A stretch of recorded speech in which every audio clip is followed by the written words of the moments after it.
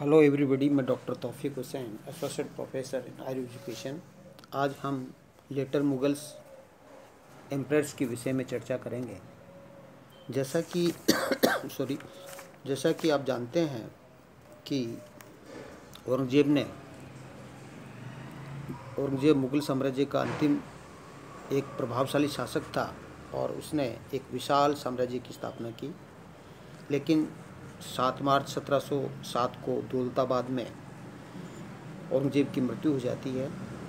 इसके बाद उसके पुत्रों के बीच में उत्तराधिकार का संघर्ष होता है। उसके 4 पुत्र थे, लेकिन एक जो पुत्र अकबर की मृत्यु है वो पहले ही हो जाती है। लेकिन 3 पुत्रों के मध्य उत्तराधिकार का संघर्ष चलता है। इस उत्तराधिकार के संघर्ष में जजाऊ का युद्ध होता है 18 जून 1707 को, जिसमें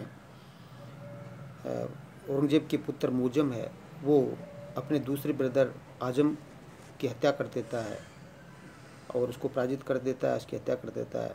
और उसके पश्चात हैदराबाद के युद्ध के अंदर 13 जनवरी 1709 को जो मुअज्जम है वो काम्बक्स की भी हत्या कर देता है। इस प्रकार आप जानते हैं कि औरंगजेब की मृत्यु के पश्चात जो मुअज्जम है उसका लड़का औरंगजेब का वो बहादुर शाह के नाम पर 1707 के अंदर है वो शासक बनता है।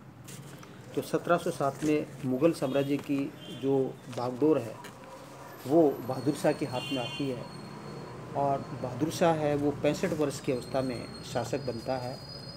लेकिन और बहादुर शाह के विषय में ये कहा जा सकता है कि ये लेटर मुगल्स एम्परर्स में से प्रथम और अंतिम शासक था जिसने वास्तविक प्रभुसत्ता का उपयोग किया। बहादुर शाह 65 वर्ष की अवस्था में मुग़ल शासक बनता है और जो बहादुर शाह है उसको शासन कार्य के अंदर विशेष रुचि न होने के कारण से यह शाह बेखबर के नाम से भी पॉपुलर था। बहादुर शाह के शासनकाल के अंदर है बहादुर शाह जो है उसने एक प्रकार से सहिष्णुता की नीति अपनाई, समझौते और मेल मिलाप की नीति अपनाई। वह औरंगजेब के विपरीत उसने उदार नीति अपनाई और समझौते और मेल मिलाप की नीति के अंतर्गत उसने राजपूतों के साथ राजपूतों के जो आमेर और मारवाड़ के जो शासक हैं जयसिंह और अजीत सिंह है उस पर अधिक नियंत्रण स्थापित करने की कोशिश की। लेकिन जब उन्होंने विरोध किया तो ऐसी स्थिति में उसने समझौता की नीति अपनाई। तो कहने का मतलब राजपूतों के साथ उसकी नीति अस्थिर थी। इसी प्रकार मराठों के प्रति उसकी नीति है वो भी अस्थिर थी और मराठों को उन्होंने ढक्कन में सरदेशमुखी का अधिकार तो दिया लेकिन चौथ का अधिकार नहीं दिया। और साहू को जो संभाजी का लड़का साहू था जिसको 1689 के अंदर आप जानते हैं कि किस प्रकार मुग़ल सेना ने बंदी बना लिया था संभाजी को और संभाजी को कैद में डाल दिया था, ऐसा उसकी हत्या कर दी थी। और उसके पश्चात उसकी साहू और उसकी जो मदर है यसुबाई उसको कैद में कर लिया था। तो साहू को है वो औरंगजेब की मृत्यु के पश्चात है जो बहादुर शाह है या आजम शाह है वो बहादुर शाह के समय के अंदर है वो एक प्रकार से है वो मुक्त कर देता है। और उस मुक्त करने के पीछे उद्देश्य ये था कि क्योंकि राजाराम की जो पत्नी ताराबाई है उसने अपने लड़के शिवाजी सेकंड के को छत्रपति घोषित कर उसकी संरक्षिका बन जाती है। तो ऐसी स्थिति में जो मराठों के अंदर गृह युद्ध छिड़ जाएगा और गृह युद्ध का फ़ायदा है वो मुग़लों को मिलेगा, इस आशा के अंदर है वो साहू को मुक्त कर दिया जाता है। और जो बहादुर शाह है वो साहू को विधिवत राजा वो नहीं मानता है। तो ऐसी स्थिति में जो दक्कन है वो अव्यवस्था का शिकार हो जाता है इसके शासनकाल में। सिखों के साथ भी इसने क्या है कि इसकी नीति अस्थिर थी। गुरु गोविंद सिंह है उसके साथ तो मेल मिलाप की नीति अपनाई, लेकिन उसका जो उत्तराधिकारी था जो बंदा बहादुर है उसके प्रति उसने एक कड़ा रुख अपनाया और वो विद्रोह करता रहा, लेकिन उसके विद्रोह को नहीं दबाया जा सका। बुंदेला छत्रसाल और जाट सरदार चूड़ामन के साथ भी बहादुर शाह ने के अंदर है वो मेल मिलाप की नीति है वो अपनाई। इसके एक शासनकाल की महत्वपूर्ण कार्य ये था कि इसने अंधाधुंध जागीरें दी और पदोन्नति अंधाधुंध दी, जिससे राज्य की स्थिति है वो प्रशासन की स्थिति अत्यधिक दयनीय हो गई। और जैसा कि आपको पता है कि औरंगजेब के समय में शाही खजाने में 13 करोड़ रुपये शेष थे और वो उसके शासनकाल के अंदर है वो बहादुर शाह के शासनकाल के आते आते वो रकम भी है वो ख़त्म हो जाती है। तो इस तरह से बहादुर शाह की जब मृत्यु हो जाती है 1712 के अंदर, तो उसके बाद में मुग़ल राजनीति में एक नया जो तत्व सामने आता है, और वह आता है कि पहले बहादुर शाह से पहले जो सत्ता के संघर्ष के लिए सिर्फ शहजादों के मध्य सत्ता के लिए संघर्ष होता था, और सामंत है वो सत्ता के दावेदार की मदद है, वो उसको गद्दी हथियाने के अंदर मदद करते थे। परंतु अब महत्वाकांक्षी सामंत है वो सीधे सत्ता के दावेदार हो गए, और जो जो जो जो शासक है उनको एक प्रकार के शहजादों का इस्तेमाल महज एक कठपुतली के रूप में करने लगे। तो इस तरह से एक महत्वपूर्ण परिवर्तन आता है, और ये परिवर्तन ये आता है कि जब बहादुर शाह की मृत्यु हो जाती है तो उसके पश्चात जहादार शाह है वो शासक बनता है, और वो जुल्फ़िकार खां की मदद से शासक बनता है जो एक सामंत था। उसको वो एक प्रकार से उसको वजीर बना देता है, उसको बहुत सी शक्तियाँ वो प्रदान कर देता है।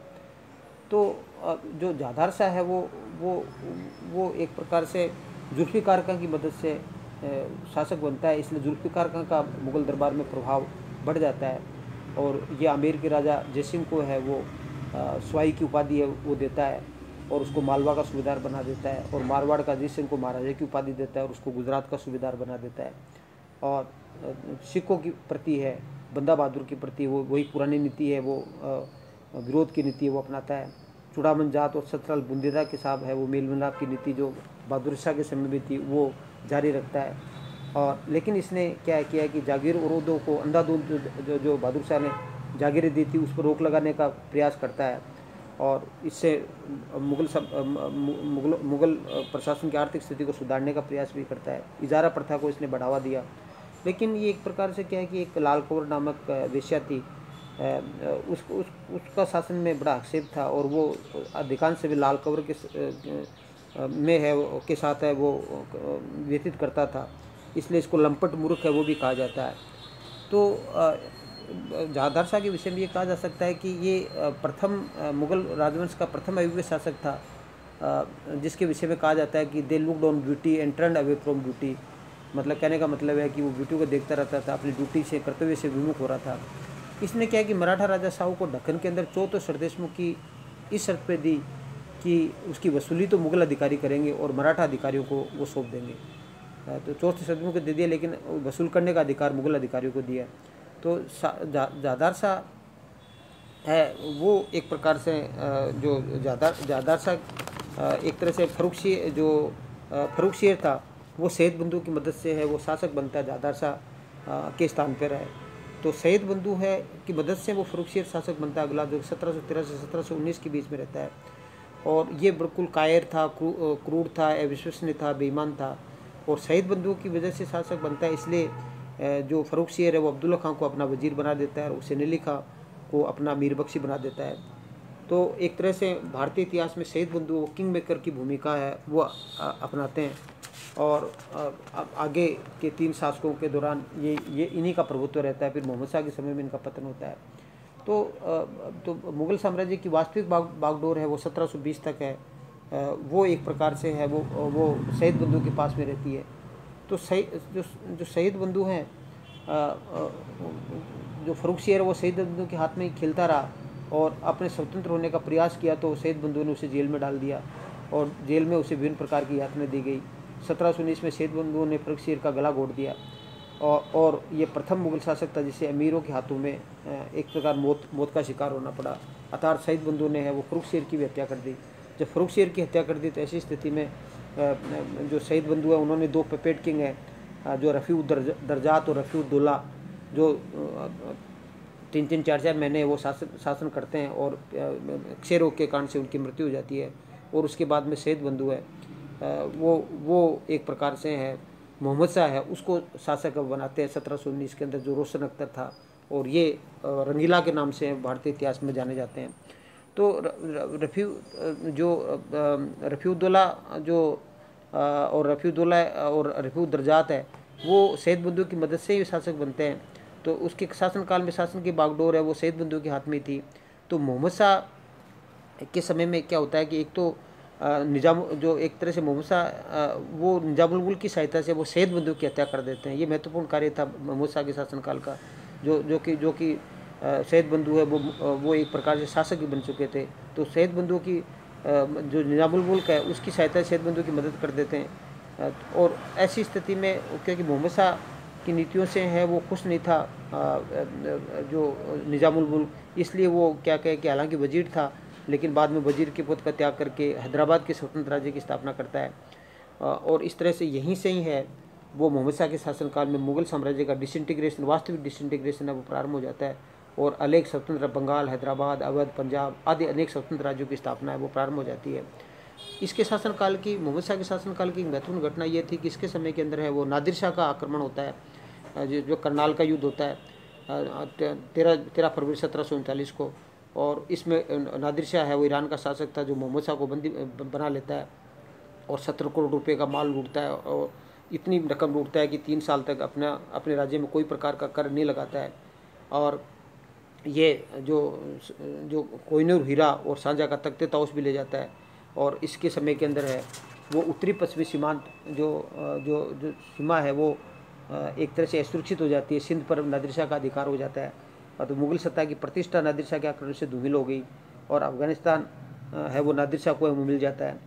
और भारत की एकता का जो अभाव है ये विदेशों के सामने परिलक्षित हो जाता है और भारत पर आक्रमण का, विदेशी आक्रमण का मार्ग भी एक प्रकार से प्रशस्त हो जाता है। तो नादिर शाह की मृत्यु के पश्चात है वो अहमद शाह है वो शासक बनता है, जो कि 1748 से 1754 के बीच के अंदर वो शासक रहता है। तो अहमद शाह जो है वो एक तरह से अहमद शाह के समय में मुगल साम्राज्य की सत्ता बहुत ज़्यादा संकुचित हो गई थी और आंतरिक प्रशासन नष्ट हो गया था, राज्य में अशांति अव्यवस्था हो गई थी। अहमद शाह राज्य की गिरती हुई स्थिति को न तो नियंत्रण कर सकता और न उसमें क्षमता थी, न इच्छा थी। वो सारा समय भोगविलास में व्यतीत करता था। दरबार में गुटबंदी, दलबंदी प्रारंभ हो गई थी और मराठों का प्रभाव दिल्ली के अंदर बढ़ गया था। और मुगल जो इस ऐसी स्थिति को देखते हुए है वो अहमद शाह के शासनकाल में जो अफगानिस्तान के जो शासक है अहमद शाह अब्दाली है, उसका भारत पे पश्चिमोत्तर प्रांत पर आक्रमण होता है और वो पंजाब पे अधिकार कर लेता है। इसके समय में अहमद शाह के समय के अंदर इमादुल मुल्क नामक उसका वजीर था। वो एक प्रकार से क्या करता है, वो एक तरह से इसके समय में जो शासन की जो वास्तविक बागडोर है वो जावेद खान नामक हिजड़े के पास रहती है। और जैसे मैंने आपको बताया कि जो इबादुल मुल्क है वो अहमद शाह को गद्दी से उतार देता है और अंधा करके उसको कारागार में डाल देता है। इसके पश्चात आलमगीर द्वितीय है वो शासक बनता है, जो कि 1754 से 1759 के बीच में रहता है। और इसके समय में इमादुल मुल्क का जो वजीर था जिसने अहमद शाह को अंधा किया था, वो एक प्रकार से क्या है कि जो आलमगीर द्वितीय की है वो हत्या कर देता है। और इसके पश्चात सालम द्वितीय वो शासक बनता है जो आलमगीर का लड़का था। और इसलिए वह जब उसके पिता आलमगीर द्वितीय की हत्या हुई उस समय वो पटना में था, तो वो इमादुल मुल्क से इतना जो क्या करना चाहिए भयभीत था कि वो पटना में अपना राज्याभिषेक करवाता है। और इमादुल मुल्क के डर के कारण से वो 11 वर्ष तक दिल्ली नहीं आता है और 11 वर्ष तक बंगाल बिहार में भटकता रहता है। तो इसके समय के अंदर है जो आलमगीर द्वितीय के जो आपका सालम द्वितीय है उसके समय के अंदर क्या है कि आलमगीर द्वितीय के समय तो प्लासी का युद्ध होता है और जो सालम द्वितीय के समय पानीपत का जो तृतीय युद्ध बक्सर का युद्ध होता है। और पानीपत के तृतीय युद्ध में अहमद शाह अब्दाली मराठों को पराजित कर देता है और इसने पानीपत के तृतीय युद्ध में ये निश्चित कर दिया कि अब भारत के अंदर कौन है वो राज नहीं करेगा। बक्सर का युद्ध है उससे बंगाल बिहार उड़ीसा के अंदर है वो अंग्रेज़ों को इलाहाबाद की संधि के द्वारा है वो राजस्व वसूल करने का अधिकार है वो स्थापित हो जाता है। और इसके अंदर जो मीर कासिम है इलाहाबाद की संधि के द्वारा है वो सालम द्वितीय है उसको अंग्रेज़ों का पेंशनर बना दिया जाता है। 26 लाख रुपए वार्षिक पेंशन दी जाती है। 1772 तक वो पेंशन लेता रहता है और फिर 1772 में सालम मराठों के प्रभाव में चला जाता है और फिर महाजी सिंधिया के प्रभाव में चला जाता है। वो उनको सालम को दिल्ली की गद्दी पर बिठाते हैं। 1803 के अंदर अंग्रेज़ों का दिल्ली पर कब्जा हो जाता है और अंग्रेज़ों का पुनः वो पेंशन बढ़ जाता है। 1806 तक वह अंग्रेज़ों की पेंशन लेता रहता है और 1806 के अंदर दुखी अवस्था के अंदर सालम द्वितीय की वो मृत्यु हो जाती है। इसके पश्चात है वो 1806 से 1837 के बीच में अकबर द्वितीय है वो शासक बनता है। और वो अकबर द्वितीय ये भी नामात्र का शासक था और कंपनी सरकार उसको पेंशन भोग रही थी। 21 वर्ष तक इसने शासन किया परंतु इसका साम्राज्य केवल दिल्ली से लाल किले तक ही सीमित रहा। और 1837 के अंदर है वो अकबर द्वितीय की है वो भी क्या होती है कि मृत्यु हो जाती है। इसने राजा राम मोहन राय को है वो राजा की उपाधि वो दी थी। अंतिम मुग़ल जो बादशाह था, जो उत्तरकालीन मुग़ल बादशाह था, वो बहादुर शाह जफ़र, या जिसको बहादुर शाह सेकंड कहा जाता है, जो 1837 से 1862 तक रहा, और अकबर 1862 में उसकी मृत्यु होती है। वो ये मुग़ल वंश का अंतिम सुल्तान था और 1837 की क्रांति का इसने नेतृत्व किया। ये जफ़र नाम से कविता लिखता था, इसलिए जफ़र भी इसको कहा जाता है।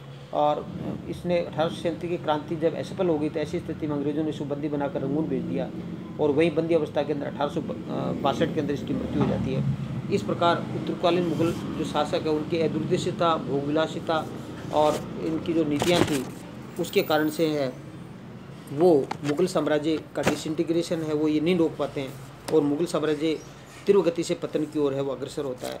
तो इस प्रकार ये उत्तर मुग़लकालीन शासक है वो काफ़ी हद तक है वो मुग़ल साम्राज्य के पतन के लिए उत्तरदायी थे, और इसके स्थान पर जो सत्ता है वो एक प्रकार से है वो अंग्रेज़ों के पास चली जाती है। और भारत में 18वीं शताब्दी के अंदर ये जो राजनीतिक अस्थिरता थी, इसके कारण से 18वीं शताब्दी की राजनीतिक अस्थिरता के कारण से है वो भारत के अंदर है वो ब्रिटिश सत्ता की स्थापना का मार्ग प्रशस्त होता है।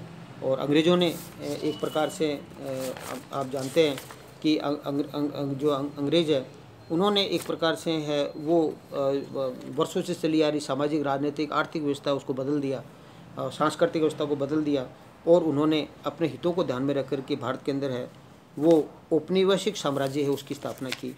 और जो औपनिवेशिक साम्राज्य की स्थापना की जिससे भारत में आर्थिक शोषण की प्रक्रिया प्रारंभ हुई, और भारत जो सोने की चिड़िया थी वो भारत एक गरीब से गरीबतर देश है वो बनता चला गया। तो इस प्रकार उत्तर मुग़लकालीन सम्राट है उनको मुग़ल साम्राज्य के पतन के लिए है वो काफ़ी हद तक है उत्तरदायी ठहराया जा सकता है। Thank you. जय हिंद, जय भारत।